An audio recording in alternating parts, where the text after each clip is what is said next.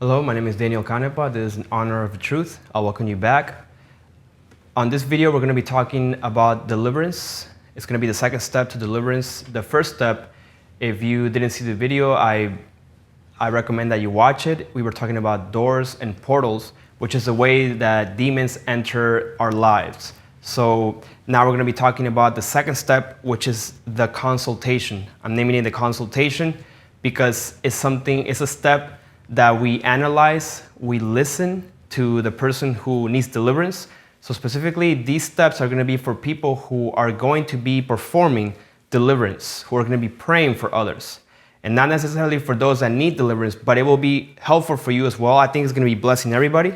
It's going to bless everyone, this teaching. But specifically, it's for those who have hit a wall, who have encountered many obstacles, and who want to learn more about this topic. And we are learning, and God is teaching us because we want to help to set the captives free. So the Lord sets them free, but we want to be His instruments. We want to be His body here on earth. Okay, so let's go ahead and begin the consultation. When someone that needs deliverance comes to you, what needs to be done first is to diagnose and also to build a case for that person. During this step, you become like a physician that's going to be diagnosing a patient.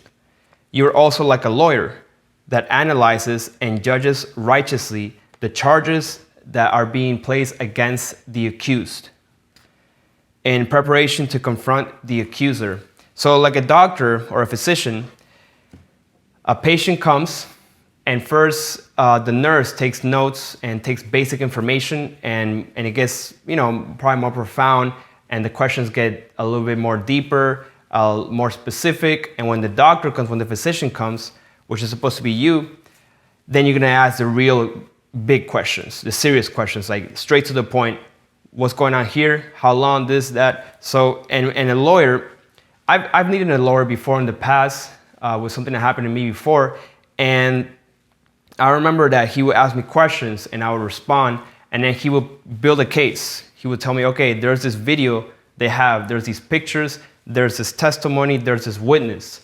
So your chances of winning are this, your chances of losing are this. We're presenting this and we're going to go to court with this. And then, I agree or I disagreed, but I had to trust that person.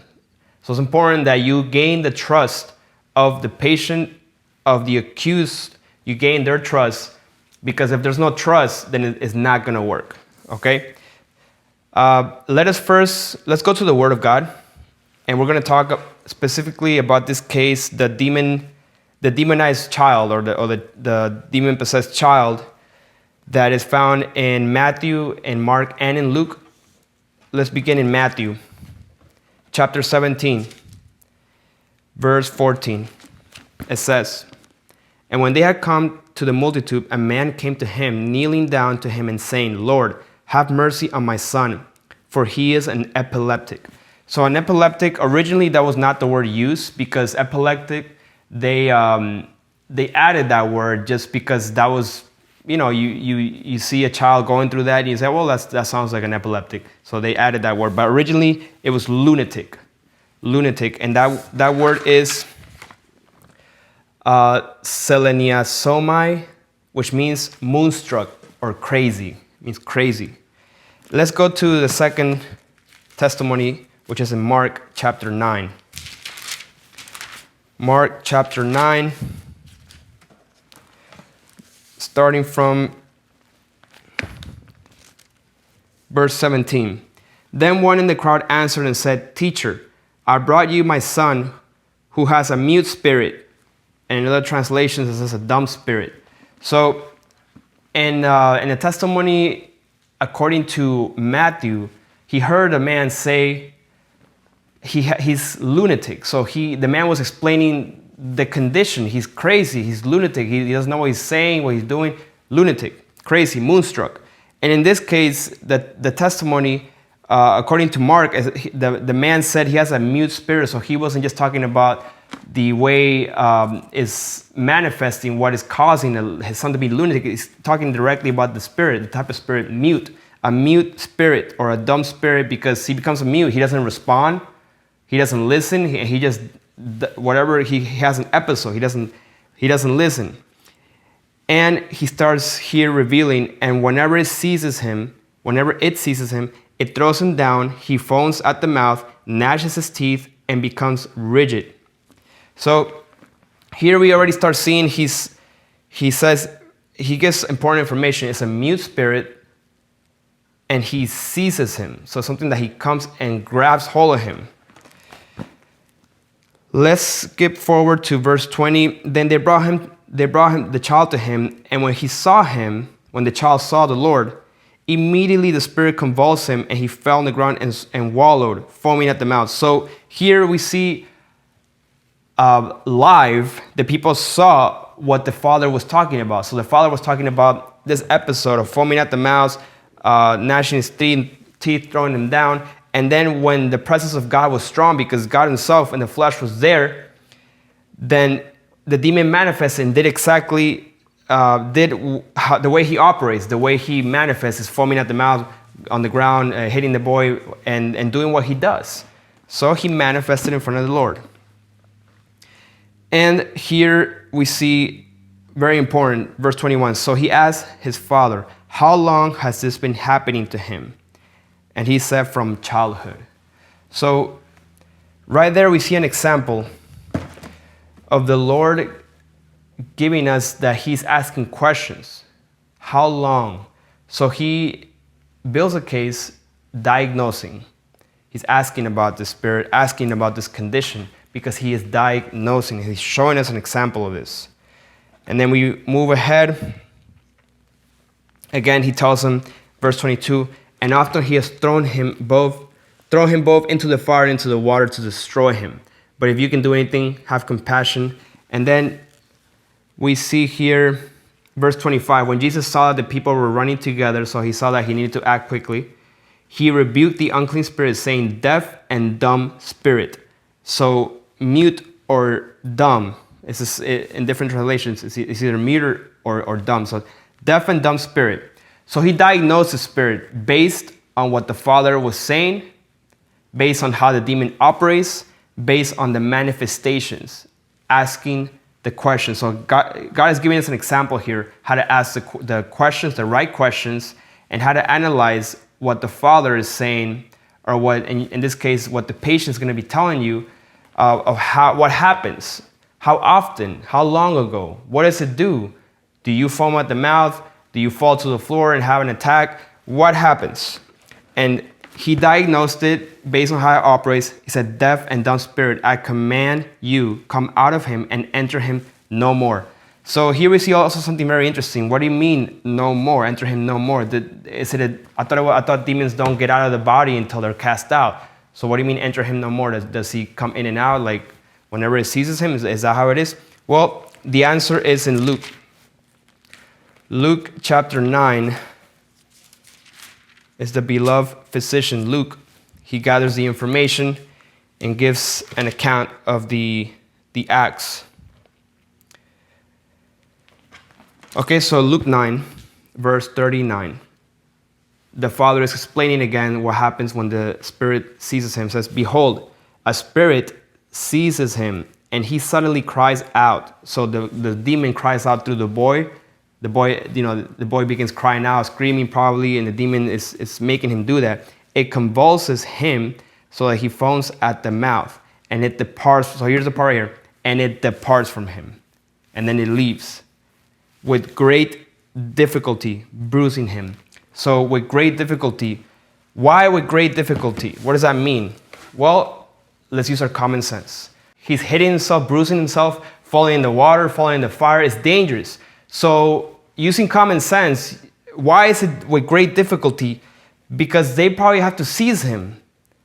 I don't know, they have to put him in a room, they have to grab him, they have to probably calm him down until the demon has already done his function of harming the boy, and then he leaves.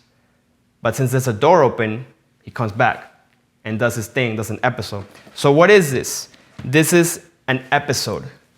Where do we see an example of that? Let's go to 1 Samuel. 1 Samuel chapter 18. Samuel chapter 18, verse 10. This is when it's talking about Saul.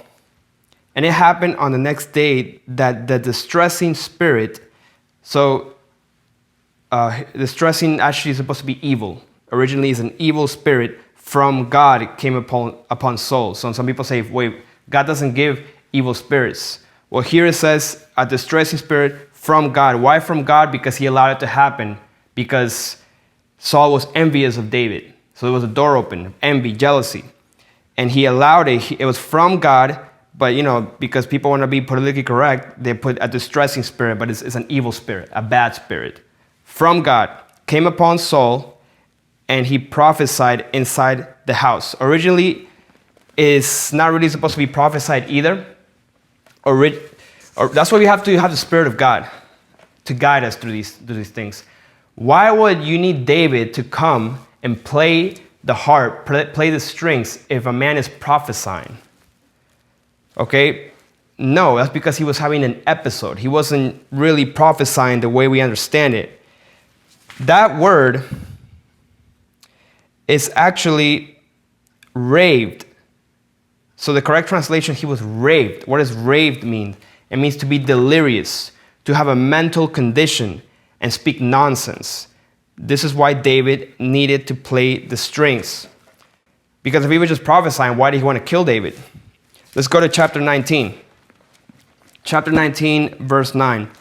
Same thing happened. Now the distressing or evil spirit from the Lord came upon Saul. So that's also key. He came upon Saul. So he wasn't inside of Saul just manifesting, having his moment, just waking up from a slumber or something. No, he came upon Saul. So it was an episode. And he sat in his house with his spear in his hand, and David, again, was playing music. Why? Because he was having an episode, a maniac episode. This is a maniac episode, is what it sounds like to me. And Saul sought to pin David to the wall with the spear. So this is an episode. So when you're talking to the patient, talking to the accused, you ask him how long ago, how frequently, what, every night, every morning, when you eat, when you drink, you begin gathering this information to see if it's something that comes upon the patient or if it's something that's always there, just like something torturing the person. All right, so let's continue. While the patient, in the case of a physician, while the patient is speaking, we must actively be listening. So active listening, very important. Why active listening? Because we have to ask the proper questions. So they're talking, we have to ask the right questions to get to the point, to get to the problem, and take notes. We have to watch also the face and body language to discern. So we can't just be looking down and looking away, just not to make the person feel uncomfortable. We have to look at them straight in the face. Okay, so we can discern. We are already thinking of a diagnosis based on the symptoms and taking notes like a physician. In our mind, we have already been prescribing the remedy and diagnosing every symptom. So we have to already be doing this in our mind. We are identifying the kind of spirit that is operating in the patient's life. Okay, and then like a lawyer, we are notating the possible doors and portals that are open. Like a lawyer, we take count of the accusations or formed weapons that are against the accused from the accuser, that they're forging against the accused. Whether they have to forgive because there are torturers, there are demons of torture that have imprisoned the patient or the accused, and they need to forgive somebody. So if they have debt of unforgiveness towards somebody, you have to notice these things. If they start talking about a certain person, oh yeah, I already forgave my father, my mother, ex-wife, ex-husband, whoever hurt me out, but they keep talking about that person, that means there's something there. Okay, there's still a debt there. They should have peace with the thought of that person, but they don't. So there's something there that needs to be taken care of. All right, and so that you begin to discern. But I believe that this is also the time that the spiritual gifts have to be active. So it's absolutely necessary to have the spiritual gifts activated and be sensitive to them. Because other than seeing and hearing naturally what is being said, It's important to see, hear, and feel in the spirit what is actually going on. Where is that? That's in 1 Corinthians. We're going to just talk very briefly about some of the spiritual gifts that we are using. 1 Corinthians chapter 12, verse 8, it says, "For to one is given the word of wisdom through the Spirit." Wisdom is Sophia. So word of wisdom is a gift that refers to a natural wisdom used to diagnose with intellect, placing together the information given by the patient, and having your senses sharp between right and wrong to give the proper advice. Although this is natural wisdom, it is not naturally acquired because it's from God. The second gift, spiritual gift, also in the same verse, 12:8, it says, "To another, word of knowledge through the same Spirit." So word of knowledge, that's gnosis. That's where the word diagnosis comes from. Word of knowledge is a spiritual gift that is also not acquired naturally because it's a gift from God, but it is also not natural in its nature because its nature goes beyond the natural 5 senses. This means that you can see, you can hear, and you can feel in the spirit. You can briefly see an event that occurred in that person's life. You can see for a moment, for just a blink of an eye, a certain event or a certain trauma that happened with that person. Or you can see the demon, the spirit. You can see its characteristics and identify or how it's operating in that person's life. And you take a note of that, or you begin asking questions based on what you just saw. You can also hear. You can hear the demon, you can hear the spirit screaming, saying something, insulting, or just something you're going to hear and identify. So then you ask the proper questions. You also begin to hear, if you're listening, you begin to hear the person's heart. You begin to hear what their actual intentions are, some things in their heart. You also feel. So the senses, the 5 senses, there also can be spiritual 5. So we're talking about spiritual here. So it's not natural, but you feel in the spirit, and the way they manifest these gifts is like something that it's in the spirit, but you can see, you can hear, and you can feel. And you feel, for example, you feel embarrassment. You feel shame. Maybe you feel guilt. You feel fear. You feel lust. You can feel something in your chest, like a jab in the chest, like something that hurts the heart, something painful, something traumatic, or weight on your shoulders, something, a lot of weight, a lot of stress, a lot of anxiety. So these things, so that's why it's very important to be pure, to be spotless, for you as a person who's doing the deliverance, to not have any doors open, to have worked diligently on your sanctification so that whatever information you receive in the spirit is from God and not from a different source. Okay, and you know how to discern. The spiritual gifts may flow during the consultation, but they mainly are going to flow during the ministering period, during the deliverance. Why? Because that's when the Spirit of God is poured down on you, on the patient, in the place that you're at, and the gifts are going to start flowing more. But it is good to already be activated during this period, during this step, because you're listening. Although you're listening to the patient, to the accused, you're listening, active listening, but you're also talking to God. So see, you're listening, but you're talking to God, so you can discern in between the words of the patient, you're seeing what they're actually talking about. So it's good to be in prayer and constant communication with the Lord as you're hearing, as you're speaking to this person, and the Lord will show you certain things. So now we have enough information to diagnose. We should have enough information to execute or put together a case, like a lawyer, against the accuser, kind of like going to court.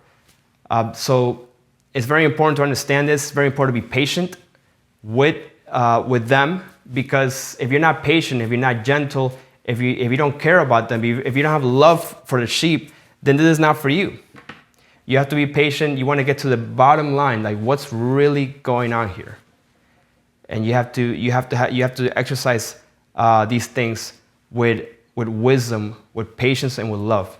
Okay, so there's a second step to deliverance, is listening taking notes, preparing for what's next. And what's next, we're going to talk about that next time, which is the confession, the repentance, the forgiveness is the part that the person have to put their part to close the doors. It's closing the doors, closing the openings. All right, so God bless you all. I hope this was a blessing for you and your family. And until next time.